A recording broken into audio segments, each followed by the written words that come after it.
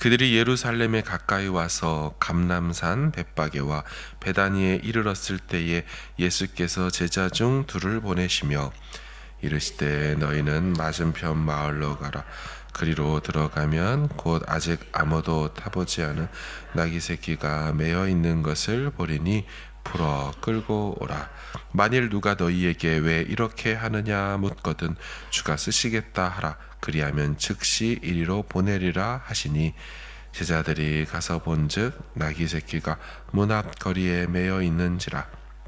슬프니 거기 서 있는 사람 중 어떤 이들이 이르되 나귀 새끼를 풀어 무엇 하려느냐 하매 제자들이 예수께서 이르신 대로 말한데 이에 허락하는지라.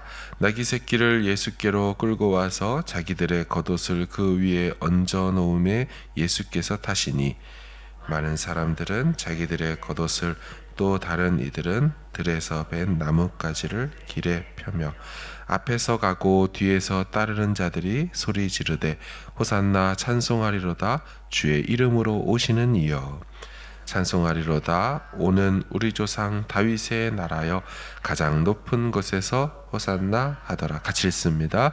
예수께서 예루살렘에 이르러 성전에 들어가사 것을 둘러보시고 때가 이미 저물매 12 제자를 데리시고 베다니에 나가시니라. 아멘.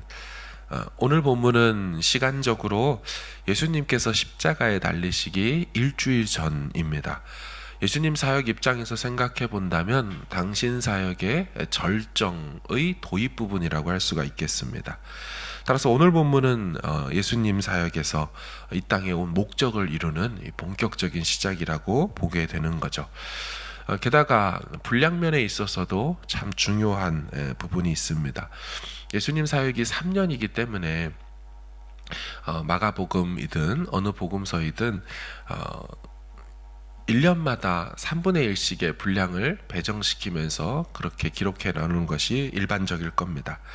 근데 이 마가복음은 1년의 기간도 아닌 그 마지막 일주일을 기록하는데 전체 분량의 3분의 1을 사용하고 있습니다. 그만큼 이 마지막 일주일이 예수님 사역에 매우 중요하다는 걸 반증하는 거죠. 자, 그러면 어떤 부분이 또 어떻게도 그렇게도 중요한 것일까요? 혹시 오늘 본문을 볼 때 이전에 예수님의 사역과 달라지는 대목을 보셨습니까? 그간의 3년간 동안에 예수님은 자신을 드러내고 다니지 않으셨습니다. 자신을 감추셨고 비밀스럽게 행동하기를 원하셨습니다. 그래서 마가복음 1장에 보면 귀신이 말함으로 자기를 알므로 그 말하는 것을 허락하지 아니하였다. 엄히 경고하사 삼가 아무에게 아무 말도 하지 말라고 했다. 예수께서 자기를 나타내지 말라고 많이 경고하셨다. 계속해서 이런 말씀들이 나오죠. 그러니까 예수님의 사역은 비밀스러웠고 정체를 감추었죠. 근데 오늘 본문에 이르러서는 완전히 자세를 바꾸십니다. 안 그래도 유월절 앞두고서 사람들이 많이 몰려왔고 그 장소도 뭐 갈릴리나 나사렛 이런 시골 동네가 아니라 도성인 예루살렘에 오셨으니 사람들이 많았을 겁니다. 그런데 예수님의 등장하는 모습은 감추거나 비밀스러움이 아니라 완전히 다 드러내놓고 나오셨습니다. 공공연하게 입장하셨습니다. 특이한 대목이죠. 왜 그러셨을까요? 두 번째로 오늘 본문 예수님의 특이한 모습은 수많은 짐승들이 있는데 하필 이 새끼 나귀를 타고 입성하셨다라는 것입니다. 예수님이 새끼 나귀를 타신 것은 우연히 타신 것이 아니죠. 지나가다가 보이는 나귀가 있기에 저거 좀 타면 되겠다 이렇게 해서 타신 것이 아니었습니다. 잘 보시면 의도하셨죠. 오늘 본문에도 맞은편 마을로 가라. 아무도 타보지 않는 나귀가 있다. 이렇게 누가 왜 그러냐 하면 주가 쓰시겠다 하라. 그러면 줄 거다. 모든 것들을 다 예언하듯이 말씀하셔서 데리고 오게 하지요. 제자들로 하여금 굳이 유동로도 아니고 맞은편 마을로 가서 나귀를 가져오라고 하는 거 의도하신 것입니다. 게다가 여정의 목적지를 바로 앞두고서 나귀를 탄다? 선뜻 이해가 되지 않죠. 예수님은 마가복음 1장의 갈릴리에서부터 오늘 11장의 예루살렘에 오시기까지 늘상 걸어 다니셨습니다. 우리가 아는 내용으로 생각해봐도 배를 타고 갈릴리 호수를 지나가는 거 말고는 또 다른 예수님의 운송수단이라는 게 등장한 적이 없죠. 3년 내내 걸어 다니셨고 지금까지 예루살렘 오는 동안 도보로 이동하셨는데 막판에 다 오셔서 나귀를 타겠다라는 것은 갑자기 다리가 아파서 타고 싶다 이런 뜻은 아닐 겁니다. 그럼 무슨 의도로 그러셨을까요? 우리가 보고 있는 마가복음은 그 의도를 다 설명하고 있지는 않지만 병행 본문인 마태복음 21장에 가보면 이런 말씀이 있습니다. 이는 선지자를 통하여 하신 말씀을 이루려 하심이라. 그러니까 하신 선지자의 말씀을 성취하기 위하여 이 행동을 하는 거다. 시온 딸에게 이르기를 네 왕이 내게 임하나니 그는 겸손하여 나귀 곧 멍에 매는 짐승의 새끼를 탓도다 하라 하였느니라. 아멘. 그러니까 어떤 선지자고 어떤 말씀입니까? 스가랴 선지자고 스가랴 9장 9절의 말씀이지요. 시온에 따라 크게 기뻐할지어다 예루살렘에 따라 즐거이 부를지어다. 보라 내 왕이 내게 임하시나니 그는 공의로우시며 구원을 베푸시며 겸손하여서 나귀를 타시나니 나귀의 작은 것 곧 나귀 새끼니라. 아멘.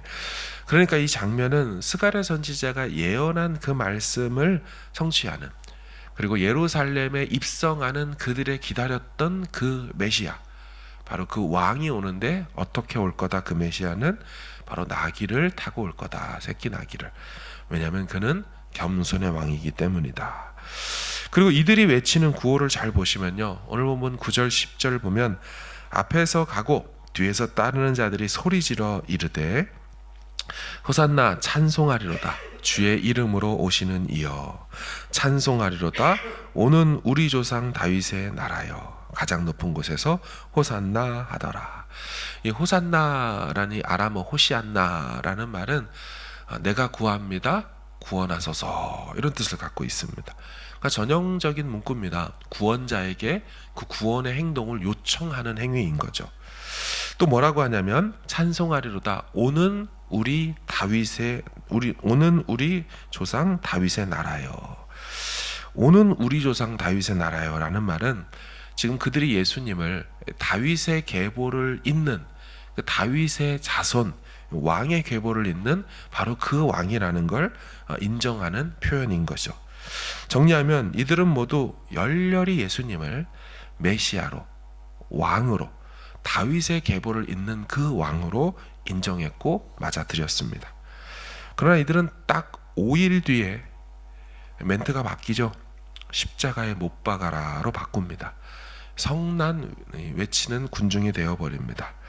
그 뒤에 15장을 보시면요, 빌라도가 또 대답하여 이르되 그러면 너희가 유대인의 왕이라 하는 일을 내가 어떻게 하랴. 그들이 다시 소리질러 이르되 그를 십자가에 못 박게 하소서.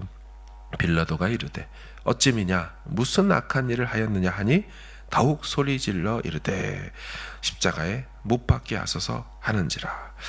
공교롭게도 오늘 본문에 예수님 예루살렘 입성할 때 두 번에 걸쳐 호산나 호산나 외친 것처럼 두 번에 걸쳐 소리를 지릅니다. 그리고 두 번에 걸쳐 십자가에 못 박으라고 외치는 것이 똑같습니다. 왜 이렇게 이들이 변해버렸을까요?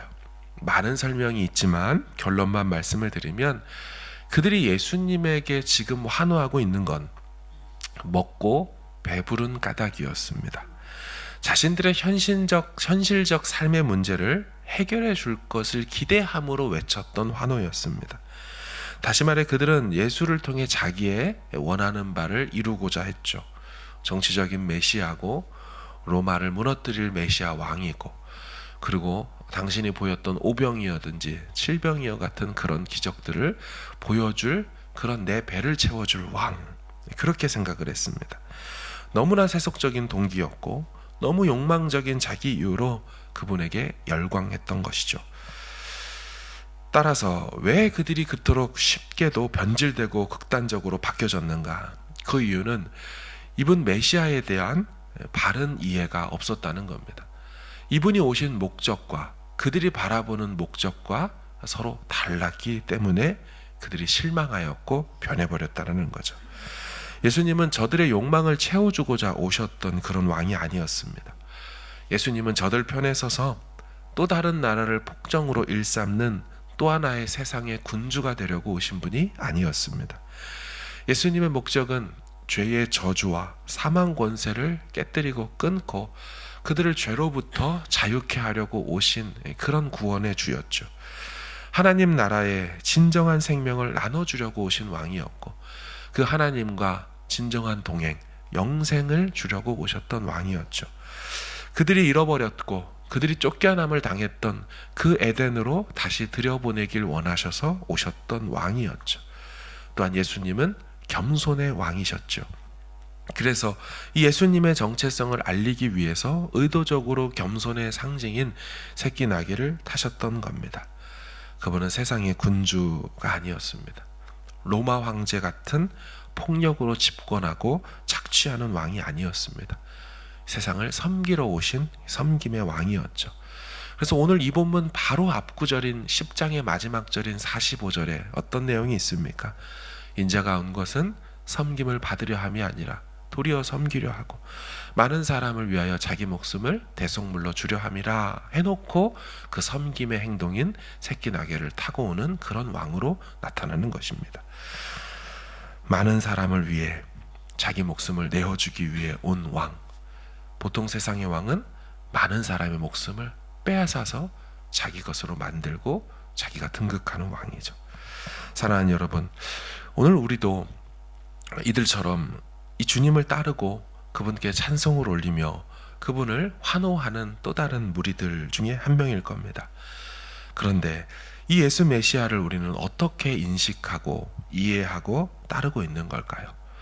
그분이 왕이고 아니면 우리가 왕인지, 그분이 우리의 욕망을 채워주는 존재인지, 아니면 우리가 그분의 뜻을 이뤄드리며 사는 존재인지 다시 한번 우리 자신을 점검할 대목이라는 겁니다.